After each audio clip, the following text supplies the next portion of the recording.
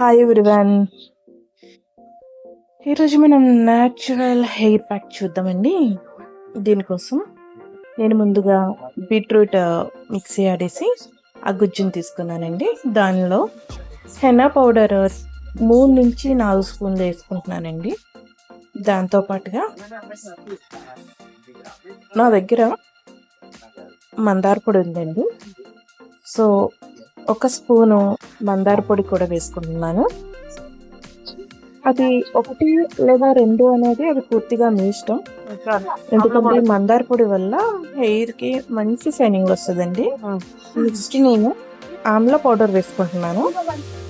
ఈ ఆమ్లా పౌడర్ నేను 1 స్పూన్ వేసుకుంటున్నానండి. దీనివల్ల హెయిర్కి మంచిగా స్ట్రాంగ్నెస్ ఇచ్చి లైక్ ఎర్లీ గ్రే హెయిర్ అనేది తగ్గుతుంది. నెక్స్ట్ వచ్చి బ్రింగ్రాజ్ పౌడర్ అండి. బ్రింగ్రాజ్ పౌడర్ కూడా నేను 1 స్పూన్ వేసుకున్నాను. ఇది కూడా న్యాచురల్గా హెయిర్ గ్రోత్కి అండ్ గ్రో ఇంప్రూవ్మెంట్కి బాగా ఉపయోగపడుతుంది. ఆ తర్వాత నేను కొంచెం పెరుగు వేసుకుంటున్నానండి. పెరుగు స్మూత్నెస్ కోసం అండి. అంతేకాకుండా పెరుగు వేసుకోవడం వల్ల మనకి డాండ్రఫ్ కూడా కంట్రోల్ అవుతుందండి. అండ్ ఆమ్లా పౌడర్ వల్ల కూడా డాండ్రఫ్ అనేది కంట్రోల్ అవుతుంది. ఈ రోజుల్లో పొల్యూషన్కి హెయిర్ చాలా ఫాల్ అయిపోతుందండి. అంతేకాకుండా హెయిర్ చిన్న వయసులోనే గ్రే హెయిర్ కూడా వచ్చేస్తుంది. సో ఇలా మనకు న్యాచురల్గా దొరికే వాడటం వల్ల మనము హెయిర్ ఫాల్ తగ్గించుకోవచ్చు.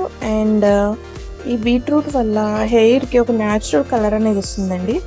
ఈ మనకు బయట మార్కెట్లో దొరికే ఆర్టిఫిషియల్ కలర్స్ వాడటం వల్ల చాలా సైడ్ ఎఫెక్ట్స్ వస్తున్నాయండి.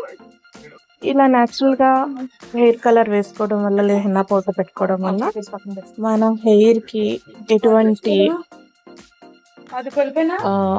హాని జరగదు.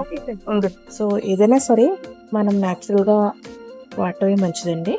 సో ఇలా బాగా కలిపిన ఈ మిశ్రమాన్ని 4 నుంచి 5 గంటల పాటు పక్కన పెట్టేయండి. నేనైతే పక్కన పెట్టేస్తున్నానండి.